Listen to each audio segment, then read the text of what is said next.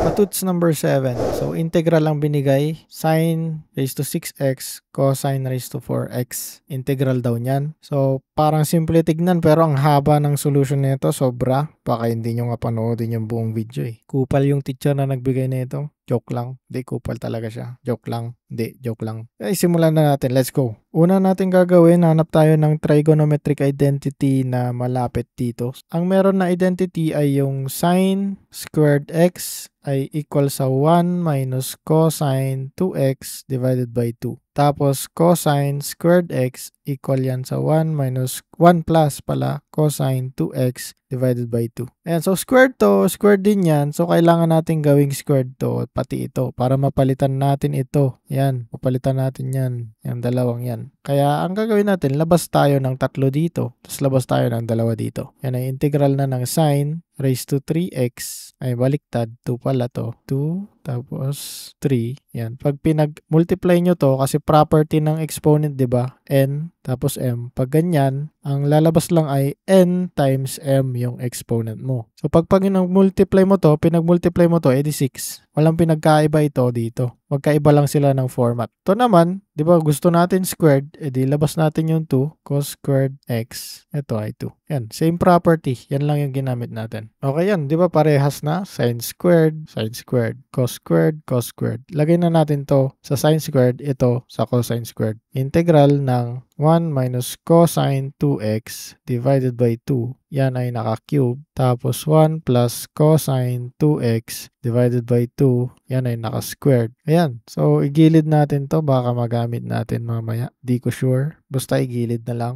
Ayan. Next, ang komplikado tignan, gawin nating simple form. So, i-distribute natin tong cube sa loob nitong fraction. Di ba pag may fraction ka, x over n, kunwari, or y na lang. X over y, tapos naka-raise sa isang exponent, pwede mo i-distribute yan dyan. Yan ay equal lang sa x raised to n over y raised to n. Parehas lang yan. So, gawin natin ganyan. Integral ng 1 minus cosine 2x, yan ay naka-cube, divided by 2 cube. Ano ang 2 cube? 2 times 2 times 2. Yan ay 8. So, palitan na natin to ng 8. Ito naman, 1 plus cosine 2x squared. 2 squared, edi 4. Ayan, property din ng exponent to. Okay, next, ilabas natin sa integral natin itong mga over na to. Kasi 1/8 lang naman to, tapos ito 1/4. Ilabas natin sa integral natin yung 1/8, tapos yung 1/4. Pag multiply na natin yan, edi 1 over 32 kasi 8 times 4, 32. Yan ay 1 over 32 na. 1 over 32. Nilabas na natin, edi wala na dyan sa loob. 1 minus cosine 2x cube. Tapos 1 plus cosine 2x squared. Tapos, ang gagawin natin, i-expand natin to. Parang 1 minus cos 2x multiplied by 1 minus cos 2x multiplied by 1 minus cos 2x. Ang haba-haba, di ba? Para mapasimple natin, gamitin natin yung Pascal's triangle. Yung Pascal's triangle, yung 1, 1, 1, 1, 2, 1, ganyan. Para makuha mo ito, di ba, 1, maglagay ka ng 1, tapos dalawang 1, tapos sa labas may 1 ulit. Itong nasa gitna, addition lang nung nasa taas. So, yung susunod dyan, 1 ulit sa labas, dito 3, dito 3. Kasi plus lang yan, plus lang din nito, 3. 1 plus 2, 3. Ganyan, gagamitin natin yan. Para saan yan? Pang-expand yan. Para hindi mo na i-manual na multiply na ganun. Distribute ka. E di mahihirapan ka. Gamitin natin yung Pascal's triangle. Okay, ano to? So, yan ay para sa x plus y raised to 0. Ito yung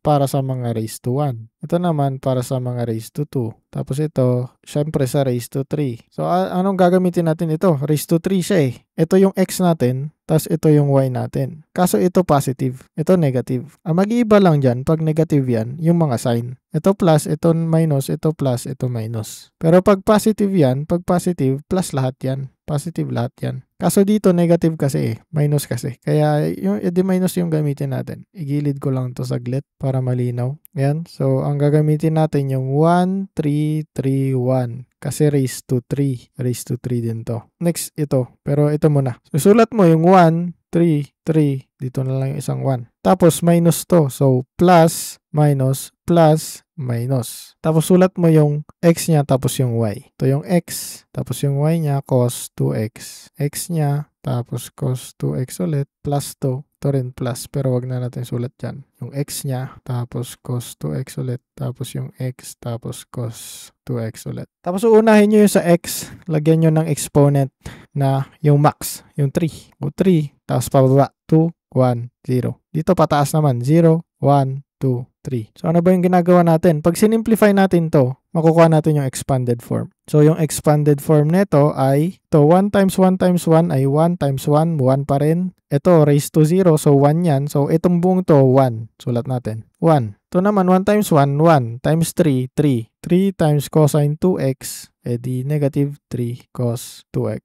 Negative yan eh. Tapos ito naman, 1 times 3, edi 3. 3 times cosine squared 2x, edi 3 cos squared 2x. So plus dito, 3 cosine squared 2x. Minus dito naman, 1 times 1, 1. Times cosine cube 2x, edi cosine cube 2x. Ito na yung expanded form. Yan na yun. O diba? Ang dali pag gumamit ng Pascal's triangle. So ayusin lang natin. Burahin natin to. Kunin naman natin yung naka-squared. Next, ito naman. Squared siya. So anong gagamitin? Ito. 1, 2, 1. 1, 2, 1.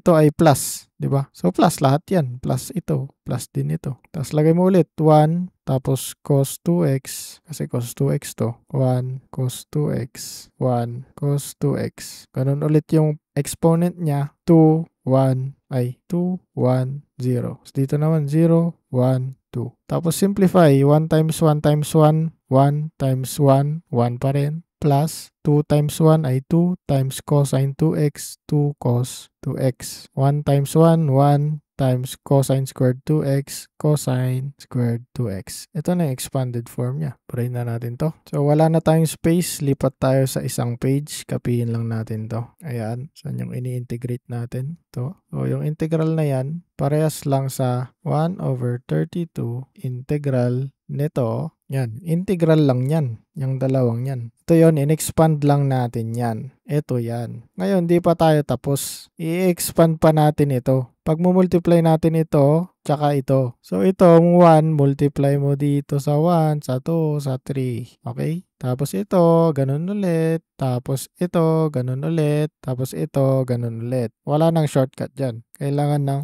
manual. So, ako nagagawa. Basta ganun lang yung gagawin nyo. Dahan-dahan kayo sa sign. Ako nagagawa kasi sobrang haba. Para hindi mahaba yung video natin. Ayan. So, bali ito, yung lalabas pag pinag-multiply nyo yung dalawang yan. Tapos, isi-simplify nyo yan. Pag-add or minus nyo yung mga magkakaparehas ang angle at exponent. Kunyari ito, cos 2x. Ito, 2 cos 2x. May cos 2x pa ba? Ito, 3 cos 2x. Cos 2x pa, wala na. So, sila lang ang raised to 1. Raised to 1 to raised to 1 din yan. Ipag-add nyo yan. 2 minus 3. Tignan nyo lang yung coefficient. 2 minus 3. So, negative 1 yun. Yun yung coefficient nung ilalagay nyo dito. Negative 1 cos 2x. Next is squared naman. Ito. Squared to. Ito rin squared. May squared pa ba? Ito. Squared. Yun. Tatlong squared. So, tignan nyo yung coefficient. Ito 1. Ito negative 6. Ito positive 3. So, ang lalabas doon, negative 2. 1 minus 6 plus 3. Negative 2 yung lalabas doon. Ito yan. Negative 2 cos squared 2x. Ganon. Gawin nyo lang yon, makukuha nyo yan. So, dahan-dahan lang kayo sa sign. So, na-simplify na natin yung komplikado na ito. Hindi siya mukhang komplikado dito, di ba? Pero ganyan yung mangyayari. Sobrang haba. Kasi kupal yung teacher nyo. Joke lang. I-integrate na natin to tigi-isa. Kaya kapihin natin to, tapos punta tayo sa next page. Ayan, so i-integrate na natin tigi-isa-isa. Huwag muna natin pansilin tong 1 over 32. I-multiply na lang natin yan sa integral ng buong ito. Okay, ano yung integral ng 1? Di x. So, 1 dx pala. 1 dx, di x. Plus c, pero wag na natin lagay muna. Ilagay natin sa back. Tapos, integral naman ng negative cos 2x. Labas lang natin yung negative para di nakakalito. Pag mag-i-integral ka ng cosine 2x, di ba? Integral ng cosine 2x, edi sine 2x. Tapos i-divide mo sa derivative ng angle. Anong derivative ng 2x? 'Di ba? Ito ay raised to 1. So, ang gagawin mo diyan, power rule nito. 2 times 1, ibaba mo lang to sa harap, minusan mo ng 1, x raised to 0 na yan. X raised to 0 ay equal sa 1. Equal yan sa 1. Edi 2 times 1 times 2 ay 2 times 1 times 1, edi equal sa 2. 2 yan, nasa baba. Derivative lang ng angle. Ito na yung pangalawa. Integral naman ng pangatlo, ito. Negative 2 cos squared 2x. Negative 2, labas natin, tapos cosine squared 2x. Dito gagamit na tayo ng trigonometric identity. Ang pwede natin gamitin dyan ay yung ginamit natin kanina, di ba? Yung dalawa dito. So, try natin. Cosine squared x ay equal sa 1 plus cosine 2x over 2. Kaso, ito 2x na. Kailangan natin tong gawing 2x, yung angle nito. So, i-times 2 mo yung angle. Times 2 mo to. Kung times 2 mo yan, i-times 2 mo rin to. Times 2 mo rin ito. So, 2x times 2, edi 4x, di ba? So, yung 2x na yan, palitan mo lang ng 4x. Ito, wala kang gagawin dyan. Kasi yung angle naman yung angle, yung inaano natin, hindi yung mga nasa labas. Ayan, pares na yung cos squared 2x dito. Pwede mo na palitan ito nito. Papalit na natin. Negative 2 integral ng 1 plus cosine 4x over 2. Ayan. Tapos, ilabas natin yung 1/2 kasi ito, over 2 siya. Ilabas lang natin dito. Kasi parang times 1/2 naman to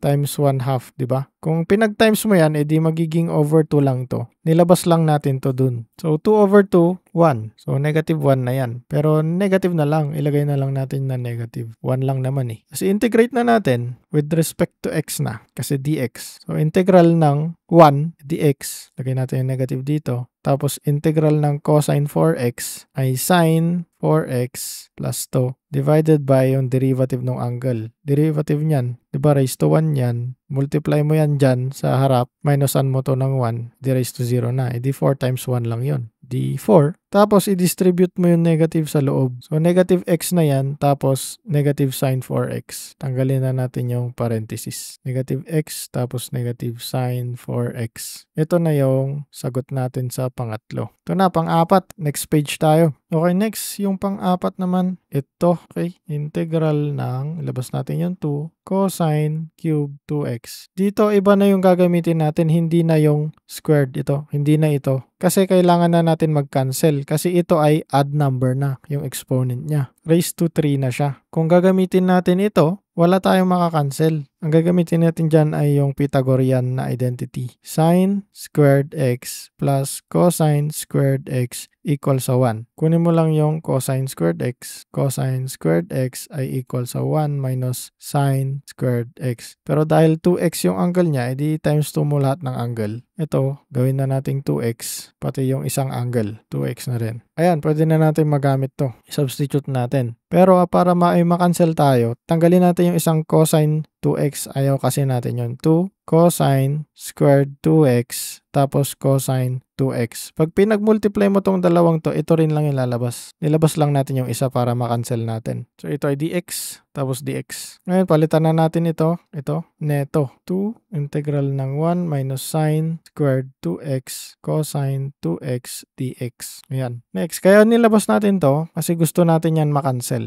Kaya mag-u substitution tayo. Yung u natin, ang gagawin natin ay yung sine 2x. Para pag dinerivative natin yan, cosine 2x may lalabas na cosine 2x, okay? Cosine 2x, yung derivative nito. Tapos, syempre, i-derivative mo rin yung angle. So, 2, yung derivative niya. Pero ilagay natin yan sa harap para maganda tignan. Para 2 cos 2x, dx na to. Kunin natin yung dx kasi sa-substitute natin dito para makancel to. du divided by 2 cosine 2x. Okay, nag-u substitution tayo. Gawin na nating u yung sine 2x. 2 integral ng 1 minus u. Naka-squared Naka-squared. So, i-squared din to. Kasi ito sin 2x lang. Ito sin squared 2x. Multiplied sa cosine 2x. Tapos yung dx, i-substitute natin to. du over 2 cosine 2x. So makikita nyo, cancel to, pati ito. Matitira du over 2 multiplied dito. Kasi yung over 2, di ba, lagi natin nilalabas. So ilabas natin dito yung 1/2 na yan. Tanggalin na natin to. So i-integrate mo na daw with respect to u. Tapos yung 2 over 2 na ito, di 1 na lang. Tanggalin na lang. Ano yung integral nito? Tanggalin lang natin to. Integral ng 1 with respect to u, edi u. Integral ng u squared, edi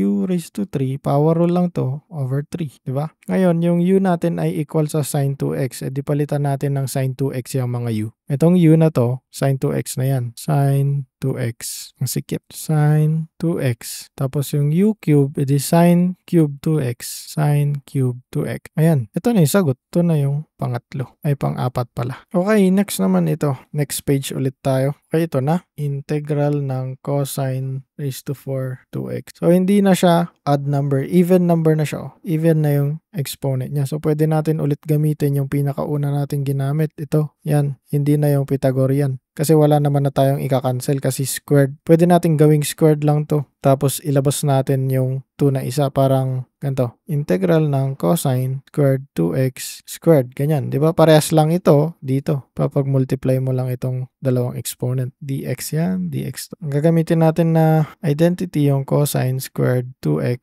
Eh, pakita ko na lang. X ay equal sa 1 plus cosine 2x over 2. Since 2x yon, times 2 mo yung lahat ng angle. Times 2 yan, edi kung times 2 ito, 4 na yan. Yan, ito na yung isubstitute natin dito. Yan. So, integral ng 1 plus cosine 4x over 2, tapos naka-squared. Tapos distribute natin, di ba? Itong squared sa taas at baba ng fraction. 1 plus cosine 4x squared divided by 2 squared, which is 4. Lagay na natin yung 4. dx. Tapos ilabas natin yung 1/4. 1/4 integral ng 1 plus cosine 4x naka-squared. Anong gagawin? Pascal's triangle ulit. Diba? 1, 1, 1, 1, 2, 1, 1, 3, 3, 1. Pero ito lang, hanggang dito lang naman kasi squared lang. So yung 1, 2, 1 yung gagamitin natin. Hindi ko na isusulat. Madali lang naman yan i-drawing. 1, 2, ito na lang. 1, 2, tapos 1. So plus. So plus yan lahat. Plus 2, plus 2, plus. Pero tanggalin natin tong plus sa una. Tapos sulat yung x tapos yung y. Cos 4x, 1, cos 4x, 1, cos 4x. Exponent niya pababa at pataas. Ito 2, so magsimula ka sa 2, 1, 0, 0, 1, 2. Okay, simplify. 1 times 1 times 1. 1 times 1. Di 1. 1/4 integral ng 1 plus 2 times 1 ay 2 times cosine 4x, 2 cosine 4x plus 1 times 1, 1 times cosine squared 4x. Cosine squared 4x. Ayan, simplified na. Tanggalin na natin to. Expand na natin. Pwede na tayo mag-integrate. I-integrate na natin to. Ilagay ko lang dito. Hatiin natin. Ayan. So 1/4. Anong integral ng 1? dx to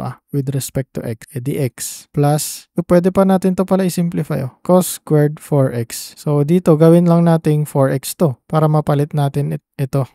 Kasi naka-squared pa rin yan. So yung cos squared 4x, kung 4x to, edi 8 ito. Diba? I-times 2 mo lang ng dalawang beses. Ang sinasabi ko ganito, diba? X yan tapos 2x to. X to tapos ito, 2x. I-times 4 mo para maging 4x. So i-times 4 mo rin to, yung 2. Hindi magiging 8x. Ito maging 8x na. Okay? So hindi pa natin pala pwede i-integrate kasi hindi pa nakasimplify. Simplify pa natin lalo. 1/4 integral ng 1 plus 2 cos 4x plus 1 plus cosine 8x over 2. So, pinalitan lang natin yun. Ilagay natin dyan. Tapos, kailangan natin to i-simplify. Kasi hindi naman natin pwede to i-direct na i-integrate. Hindi naman natin pwede ilabas yung 1/2 dito. Diba? Kasi naka-addition to itong ataas. Pati ito. Naka-addition tong buong to dito. Kaya hindi pwede ilabas yan. Ang gawin natin 1/2 to. Tapos ito cos 8x over 2. 1/4 integral ng 1 plus 2 cosine 4x plus 1/2 plus cosine 8x over 2. So, properties ng fraction yan. Pwede mo paghiwalayin to. Makikita nyo ito, constant lang, tas ito constant lang, edi pwede ipag-add. 1/2 plus 1, 3 halves. 3 halves na ito. 3 over 2. Usog lang natin to dito. Sana nakikita nyo pa. Ay, sa point na to, wala nang nanonood. Alam ko eh. Pero sige lang, tutuloy ko na lang. Ayan, pwede na natin i-integrate.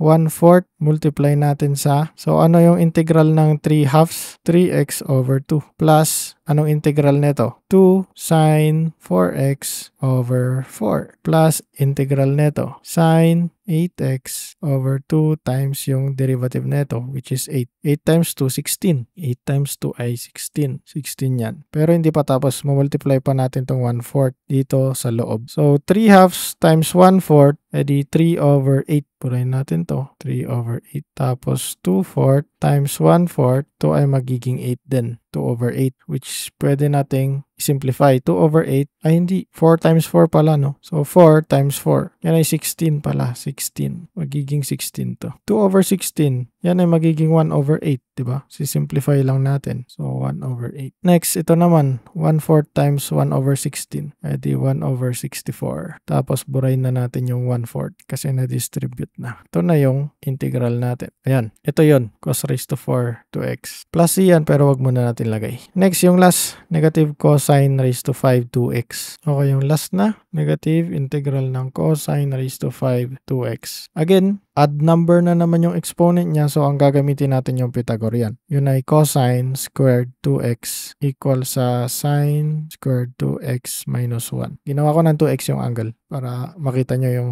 magkaparehas. dx to. So gawin ulit nating naka-squared, negative cosine squared 2x tapos raised to 2 ulit. Tapos yung last, yung isa na, kasi 5 to, di ba? Ito, 4 na to.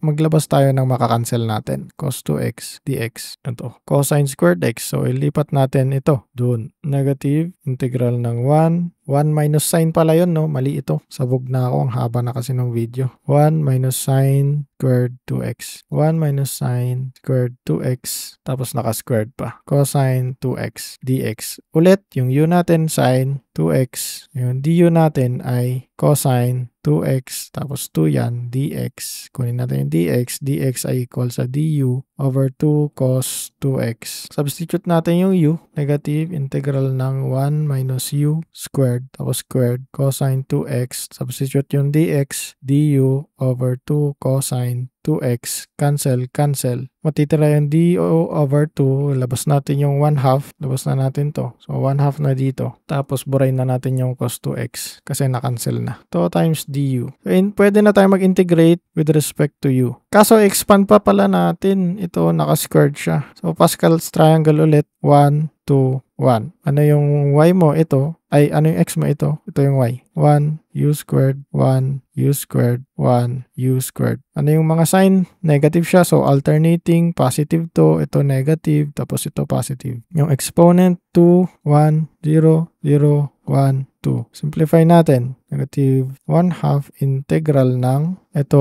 1 lang yan. Ito 2u squared, 2u squared. Ito u raised to 4. u raised to 4. Okay. Tandaan nyo na lang na yung u natin ay sin 2x. Burahin ko na lang ito para may space tayo. Okay, pwede na natin i-integrate with respect to u. Kinapi ko lang itong du dito. So, yan ay equal sa negative 1/2 integral nung 1 with respect to u. So, u yan. Minus 2 u cube over 3 plus u 5 over 5 plus c. Pero wag natin lagay muna. Tapos, i-distribute natin tong 1/2. Negative u over 2 positive 2u cube over 3 negative u raised to 5 over 5. Palitan natin yung u ng sin 2x. Negative sin 2x over 2 plus 2 sin 2x sin cube pala. Sin cube 2x over 3 minus sin raised to 5 2x over 5. Ay wait, dinistribute na pala natin yung 1/2. Diba sabog na ako? So times na ito. So distribute natin to dito. 1/2 yun.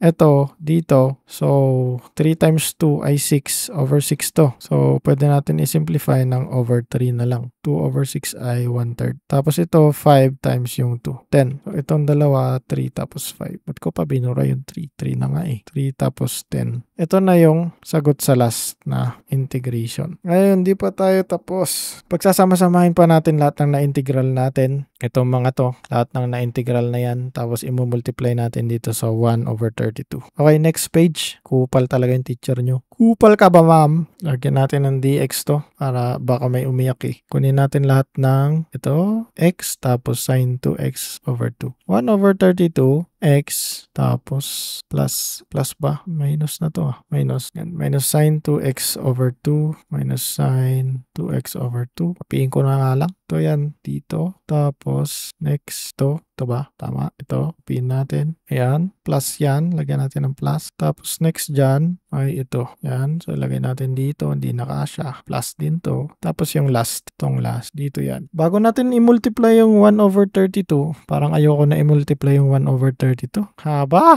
Simplify muna natin to. So x minus x plus 3x over 8. X minus x, 0 yun. So ito na lang matitira. 1 over 32 multiplied by 3x over 8. So, wala na to, wala na to, wala na yan. Next, ito naman. Sin 2x na negative, sin 2x na negative, sin 2x na negative. Ito pa, sin 2x na negative. So, tignan lang natin yung mga coefficient. Ito, 1/2, negative 1/2, minus 1/2. Mag-a-add yun, so 1 yun. Negative 1. Plus 1 neto, edi 0. Huwag na natin sulat yan. Ito naman, 4x. Ito 4x, ito rin 4x. May 4x pa ba? Wala na. So, 1/4 plus 1/8 ay negative 1/4 pala plus 1/8. Negative 1/8. So, negative sin 4x over 8. Next, add naman natin yung cube. Sin cube 2x. Ito muna, 8x. May 8x pa ba? Wala na. Yan na lang. Sin 8x over 64. Tapos next, ito naman. Wala na to. Sin cube din ito. So, ipag-add natin. Negative 1/3 plus 1/3. Wala na pala. So, 0 yun. So, ito na lang natira. Yan na isulat natin. Sin is to 5 2x over 10. Ayan. Tapos na. Ito na yung integral niya. Ngayon, i-check natin kung tama ba. Sa pinaghaba-haba, tama ba to? Magtatabog ako pag hindi to tama. Okay? I-derivative natin to. Yung sagot natin. Tapos, pag na-derivative natin, i-evaluate natin to x is equal to 5 para yung diniderivative natin, ito, i-substitute natin dito sa angle niya 5 para makita natin kung equal. Kung i-derivative natin tong in-integral natin, syempre babalik doon. Babalik dito, di ba? Kasi anti-derivative nga eh. Okay, derivative natin yung sagot natin. Shift, tapos ito yung derivative. Lagay tayo ng 1 over 32 multiplied by 3x over 8. Tama kaya to? Sana tama. Sana. Sin 4x over 8 plus sin 8x over 64 minus sin 2x raised to 5 over 10. Close. Tapos evaluate natin sa x equal to 5. Yun. So, shift store. Store natin yung sagot na yan sa A. Yung sa A, yung sagot natin ha. Ito, yung sinagutan natin. Tapos, evaluate naman natin yung given natin. Ito, sa x equal to 5. So, sin, tapos yung x natin ay 5. Lagay ko na lang na 5 raised to 6 multiplied sa cosine 5 raised to 4 equal, store natin sa B. Tapos, i-divide natin yung A tapos yung B, yung answer natin tapos yung answer ng calculator. Tignan natin kung tama. Dapat equal to sa 1. Kasi kung parehas yung numerator sa denominator, di ba 1? Maging 1 ka, please lang. 1. O yun, tama. Haba-haba, tama yung sagot natin. Okay, satisfying. Very satisfying. Ito yung sagot. 1 over 32 multiplied dito. Ayoko na i-multiply. Bahala na kayo. Kupal yung teacher nyo. Ay, teka. Plus C pala. Yan, plus C. Baka makalimutan ko, sabihin nyo, mali eh. So, wag nyo kalimutan yung plus C. Anong ginawa natin? Recap. Ginawa natin ay, gumamit tayong identity dito. Gusto natin, squared para magamit natin ito. Tapos, sinimplify natin gamit yung Pascal's triangle, tapos yung FOIL method, tapos nilalabas lagi yung fraction. Tapos, nung lumabas na yung Finoil method natin or yung Pascal's triangle natin, pinag-multiply pa natin so sobrang haba kasi kupal yung teacher nyo. Tapos, sinimplify natin, mahaba pa rin. Kupal talaga tong problem na to. Tapos, inintegral natin tig-isa-isa. Akala natin mabilis lang, yun pala ang haba na naman. Ayan, mahaba na naman. May Pascals pa dyan. Tapos, hindi pa tapos, pinag-add pa natin lahat kasi kupal talaga yung teacher nyo. Ayan, hanggang dito, in-add natin yan hanggang masimplify ng ganyan. Tapos, nilagyan natin ng plus C. Tapos, chinek natin, tama, buti na lang tama kasi sasapakin ko na yung monitor ko. Thank you. Sana wag na kayong magbigay ng problem. Kupal kayong lahat. Joke lang. Joke lang. Bye-bye.